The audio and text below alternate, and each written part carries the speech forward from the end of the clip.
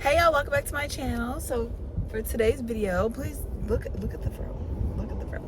I'm starting to wear my natural hair out more. So yeah, I like it. I think it's kind of cute.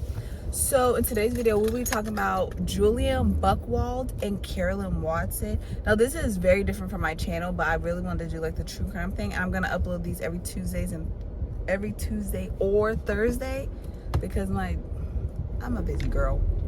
So we're gonna try to upload them, okay? So this is my first one, so bear with me, okay?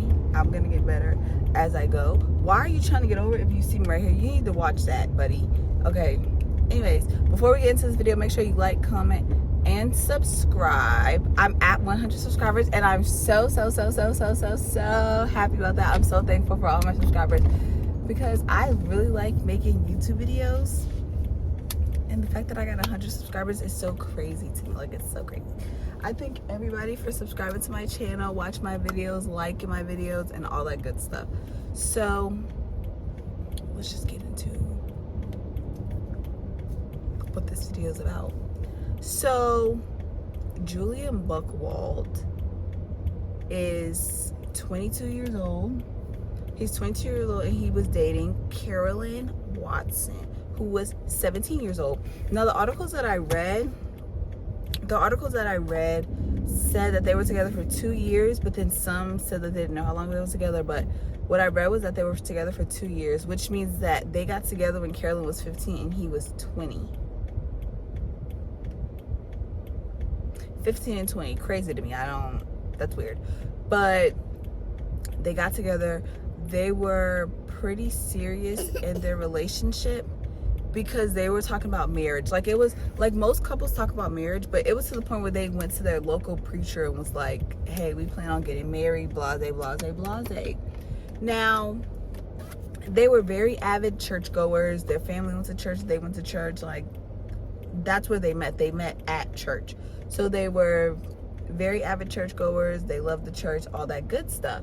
Now, with that being said, they wanted to save themselves for marriage, okay? Now, Carolynne's 17. She's still in school. Julian, he's not in school, but like, he's just living life, you know? They live with their parents. They lived about 20 minutes away from each other, okay? Now, when I told you they were saving themselves for marriage, that is very, very, very important to the story, okay? Remember, that's very important to the story. So, March 4th, I think it was March 4th. I'm pretty sure it was March 4th. March 4th, 2008. Julian was like, you know, I'm about to take my girl out for a little picnic, you know, a little blase, blase. So he was like, all right, I'm about to come pick you up. We finna go on this picnic. She's like, oh, babe, so romantic, so cute, love that. So he went to go pick her up, which they live about 20 minutes apart. I think I said that.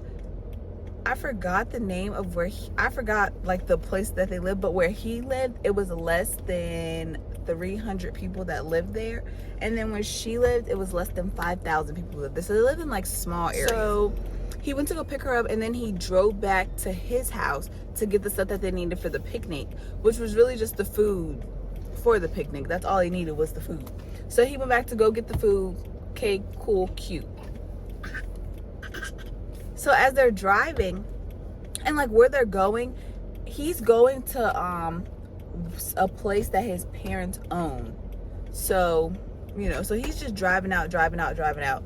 It's like near a waterfall. They're going like near a waterfall. It's very secluded, just them, very romantic, beautiful scene. Now, as they're driving, he sees something on the side of the road. He sees a dead animal on the side of the road.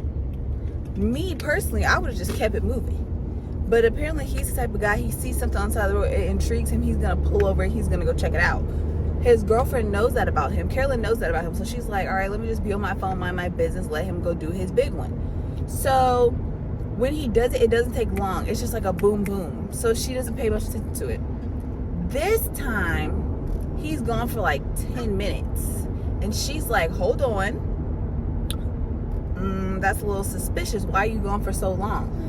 So as Julian walks to the dead animal that he sees to go check it out, he's about to bend down, and boom, somebody hits him over the head and knocks my guy clean out.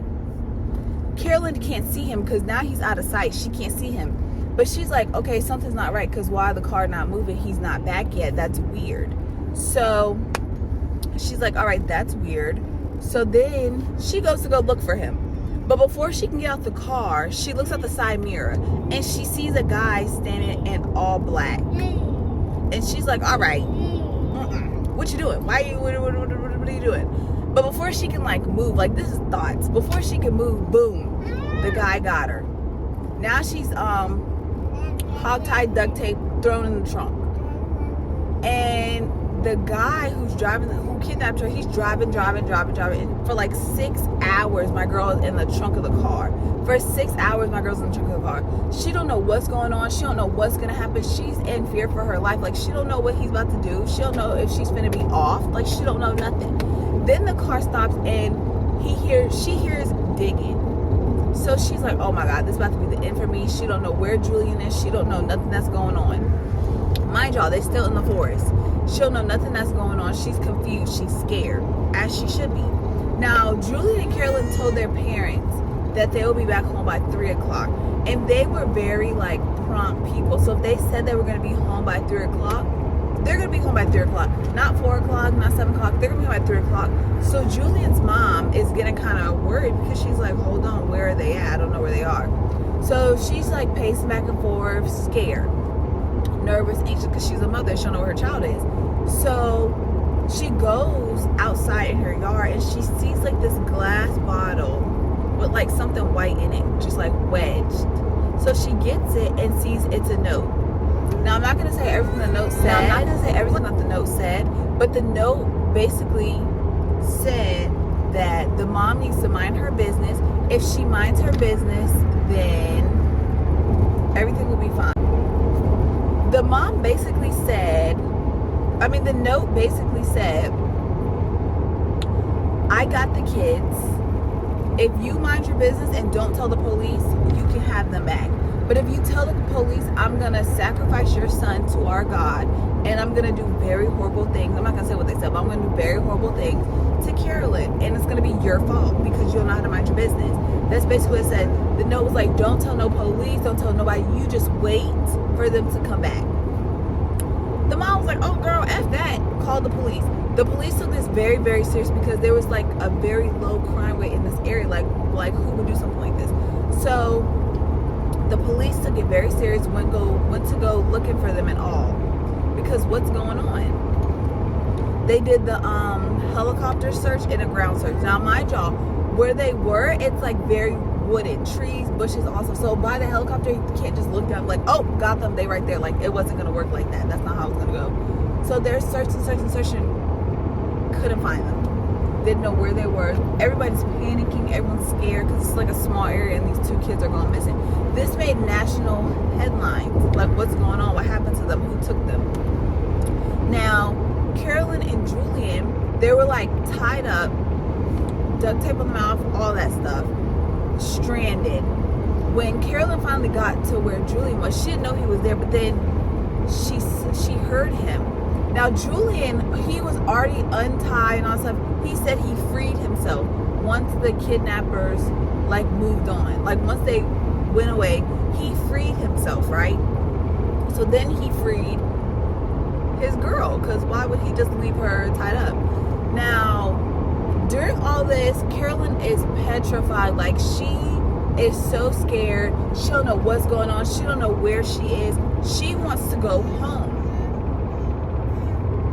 She wants to go home. Like, she doesn't know what's going on or nothing. Like, she's scared, as she should be. Whole time, her boyfriend Julian's like, all right, babe, we're basically gonna die here. Let's go ahead, get married, and have sex. She's like, what did you say, bro? She's like, what do you mean, let's have sex? We are kidnapped. We could die. We don't know what's going on. And you're talking about having sex? Now, mind y'all, he kept like going on and on and on and on and on and on about having sex. Like, that's something that he really wanted to do. He didn't care about her well-being. He was like, all right, let's go ahead and get the ball rolling. Let's have some sex. So she's like, no, I don't want to have sex right now. I'm not. I'm scared. That's not on my mind. I'm not thinking about that. No, we're not having sex. So a week later, they're found by a farmer. So I stopped driving, y'all. After they were found by the farmer, the police questioned them because they want to know what happened. They want to figure out who took them. So they questioned Julian. He was like, it was a satanic cult. And the police believed them because the note that they found at Julian's mom's house had satanic markings, is what they would describe it as. Satanic markings all over them. So they were like, all right, okay, we believe you. We're going to go with your story. But then a couple of the officers was like, no, that's kind of weird. I got you in the back of my mind. I believe what you said, but we still got some questions for you. My guy, how you go through all this and then you just give yourself up? So after they said they believed his story, they questioned him some more because they were still suspicious of him. He gonna go ahead and give it up. Y'all, the whole thing was Julian. Julian was the one who kidnapped Carolynne. He was the one who stripped himself and her. They were both naked in the woods. He did that. He tied his girlfriend up, drove around with her in the trunk for 6 hours just so they could have sex. He did all this to get her to have sex with him, y'all. He faked the whole kidnapping to have sex with her. He gave himself up with the police because he was scared. He was like, listen, this wasn't a satanic cult. It was me. I did the whole thing. It was staged. I planned it all because I wanted her to have sex with me. Now, whole time, if he would have just waited, once Carolynne would have graduated and stuff, she would have got married to him. It was like a few weeks away. They would have got married. Boom. They would have had sex because he wanted to have sex so bad. If he would have just waited a little longer, it would have been done. But he's impatient. So they're like, all right, you got to go to jail, buddy. You got to go to jail. Why does he run to India? Now, they're from Australia. This is in Australia. He goes all the way to India with a fake passport and all that, just so he wouldn't have to go to jail. He went to jail. They let him out on bond. Is it bond? They let him out on bail. They let him out on bail. He runs. They capture him. He comes back. Like, but y'all, I know this was very quick, but it was my first time and I was very, very, very intrigued with this story because how do you do that to someone that you love? Like, how do you kidnap them to get them to have sex with you? I don't understand. But the next story will be longer and it'll be more gruesome. Like, this one wasn't a killing one, so the next time it'll be more in detail. So comment down below more stories I want to hear. If you know any more facts about this story, comment down below. If you want me to get into more stories, comment them down below. Give me a list of names and everything like that, and I'll get into it. Thank y'all for watching this video. Thank you for 100 subscribers. Right. All right, he don't care. Thank y'all so much for 100 subscribers. I'm so grateful. Now we're on the road to, I can't even talk because I'm so excited. Now we're on the road to 1,000 subscribers. So thank y'all again. Bye.